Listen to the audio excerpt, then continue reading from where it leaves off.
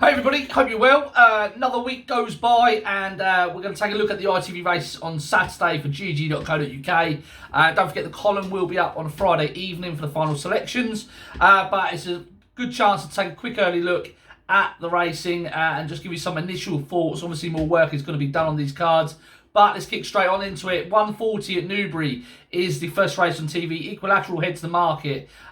He really should be winning at this sort of level down into Group 3 company. He ran really well over in Ireland at the Curragh last time in Group 1 company. It was a weak Group 1 behind glass slippers, beaten 2 3/4 lengths. But he really ought to be winning at this sort of level. It's slight concern he's been beaten at Newbury the 3 times he has run it, including in this race last year, which was run by Made in India, 100 rated horse. So he's not the most rock solid, but he really ought to be winning this sort of race at this level. Holly Dool's on board for Charles Hills. He looks a solid candidate. Of the rest, it's difficult to make cases for them, really. I think Tinto's quite a big price on first glance at 25 to 1. Blinker's first time. If that can eke out a little bit more improvement from him at 5 furlongs, he could be a player. There's quite a bit of pace on here. Glamorous Anima and Ornate are going to be trying to make the running. Wise Words is also an interesting filly. She really caught the eye in the Scarborough Stakes last time behind Tarbouche. Didn't get no sort of run at all. She could improve. That was her first run for more than a year, so she could definitely improve there. She's around 8 to 1 shot. I think Tis Marvellous, Lazuli and Ornate have probably done their running this term, but Tinto, big prize, 25 to 1. 2 have come out late. Mosgill and Jabberwocky at the moment. But Equilateral, Wise Words and Tinto will be the horse I'll be focusing on when I'm going to get into this race later on. In the 155 over at Ayr, is Ayr Gold Cup day today or tomorrow? That's going to be a real good day. Addy Ebb heads the market for the first race on TV over there in the 155. Really hard to knock Addy Ebb despite being under a £7 penalty. Wouldn't want the ground drying out too much, would be the only concern there. But on official ratings, there's a class above this field. I've been in a love affair with Fox Chairman for quite some time now. He's been so frustrating. He's had a little drift in the early market out to 3 to 1 from 5 to 2. I just feel that he might just need a chop now. I'm a bit worried. He didn't look entirely straightforward again last time at Windsor behind Extra Elusive. I think he just needs something to bring out a little bit more in him. He's definitely talented. He could definitely win this race. But Addy Ebb will need to underperform despite having a £7 penalty. Yukon Glen's interesting. He's 3 from 4 at They've all come over slightly further though, over 1 mile 5. This trip just might be too sharp for him in this sort of company. The rest have got a bit of a mountain to climb. Daryl Carter is an interesting horse. He's 40 to 1 in here. He should really be winning this race as a 7-year-old. But I think he's well handicapped. He's rated a lot higher on the all-weather. And if he goes forward for Jane Chapel Hyam in a handicap, I think he's worth keeping an eye on after a really eye-catching run last time at Ripon. But really, Addy Ebb should be taking all the beating in the 155 at Ayr. The 215 over at Newbury is the next race. It's a really competitive handicap. I've got this down already, the 3 horses in my mind. I liked Starcat. I liked the run last time. I put him up on the column last time, 2 points each way. That race was just really blown apart by some silly decisions by jockeys on the front end, just trying to blitz away at Doncaster. He finished 4th, beaten 3 3/4 lengths. It wasn't too bad a run. I am now struggling to try and make a case, though, that he is well handicapped. And I think it's more of a fact that if he goes and wins today, I'll be a bit annoyed that I haven't followed through with him. So he is one to keep in mind. The other who looks well handicapped in here is the City's Phantom. He was impressive when beating Nazari at Yarmouth after more than a year off. He's definitely going to improve from that run. He looks well handicapped on a couple of bits of form from last year. That was his first attempt at 10 furlongs and his first run for a year off, so he's entitled to come on quite a bit. He's off a mark of 82. Holly Doyle's on board again. She could have a good day on Saturday. I think he's got a little bit more to come. And the other, of course, is Good Birthday. This horse is killing me, really. He's dropped right down the handicap this term, dropped £8 in the handicap, down to a mark of 90. I know he's well handicapped. He is definitely a good horse. He looks like he's been slowly edging his way back to form, and I hope that's just not me being loyal to him through and through. But he has been edging his way back to form. Behind on the Vega at Kempton last time, over a trip slightly too far. 1 mile 2, good ground is his forte, and he's got a 1 for 2 record here at Newbury. He ran really well in the London Gold Cup here as a 3-year-old. I do like him. This is much weaker than some of the races he's been contesting. Of the rest, I don't think they are really that well handicapped on their mark. So I'm going to do a bit more work on the race, and it will definitely be between them three. I might even put 2 up out of 3. But yeah, that's an interesting race. Over at Ayr, the 230, the Ayr Silver Cup is next. Now, you can make a case, obviously, for a lot of horses in this race, but it's worth noting that 5 of the last 9 winners of this race have been drawn in stall 19 or above. In the case of the Ayr Silver Cup, it has been quite high drawn numbers, 26, 20, 21, 27, 23.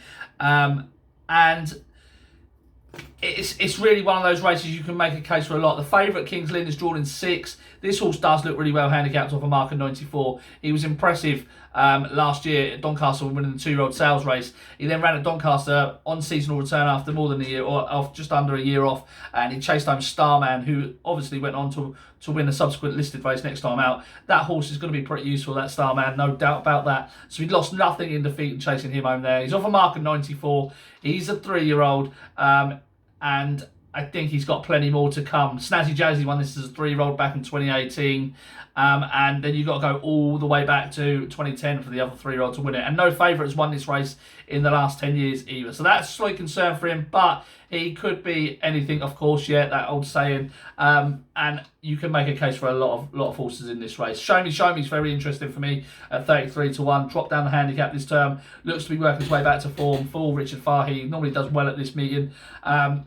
So, like I say, a little bit more work to do there, but bear in mind, no favourite has won this in the last 10 years. That's not to say King's Lynn can't win it, because I do quite like him. He is a really, really nice horse. In the 250 over at Newbury, switching back over there, the Group 3 is formerly known as the Arc Trial. Not going to have any Arc contenders in here at all this year. And I think Extra Elusive is being... it's quite a generous price, really, at 2-1. This horse has been improving this season. Won his last 2 starts at Haydock and Windsor. Beat Fox Chairman last time out. Beat a certain lad who's a rock-solid handicapper last time. This is his sort of level. He's up against Elecam, who really disappointed at York. He runs well at York quite often, and he just really disappointed. They're going further up in trip now with him, up to 1 mile 3.5. This is a slight step up in trip for Extra Elusive as well, and I think that's definitely going to suit him. Desert Encounters in here. He's lost nothing in defeat this season, sort of a yardstick, but I do think Extra Elusive probably the right favourite, and Elecam really does need to take a step forward on what he's done in his last 2 starts. He's been very, very disappointed indeed. So Extra Elusive at the moment there. I think 2-1's a fair price about him. Moving on to the 305 at Ayr. It's the Brandfirth of Clyde Stakes. A 2-year-old race. And really, Kulthum, if I can say it right, should be sort of winning this. There's lots of form lines that tie him in with a few really good horses, and he was quite impressive when trying to make up plenty of ground on Miss Amulet at York, finishing 3rd there, beating 4 lengths. But he had to do a lot from being slowly into stride, and it was really, really eye-catching. There's a couple in here who are interesting. Mamba is a 12-1 shot. That horse is pretty interesting on the back of that York win over 5.5 furlongs last time. Step up to 6 would definitely suit. Step back up to 6 rather. Still could have plenty more to come. But that's the 2-year-old race there. Back over at Newbury in the 325. This is the Millreef Stakes Group 2.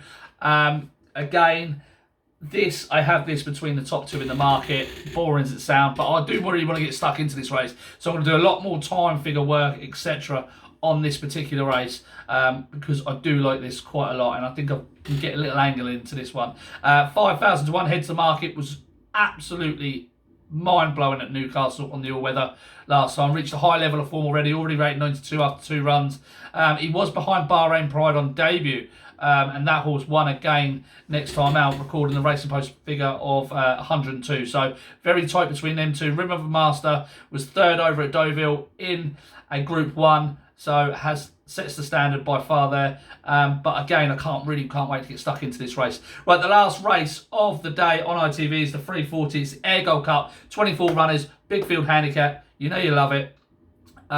Very difficult to pick a winner, of course. And you can actually make cases for a lot of these. I've just been going through this field just a little bit just now. And 4-year-olds have had the best record in the last 9 years. 4 of the last 9 have been 4-year-olds. There was a dead heat in 2018 with a 4 and 5-year-old.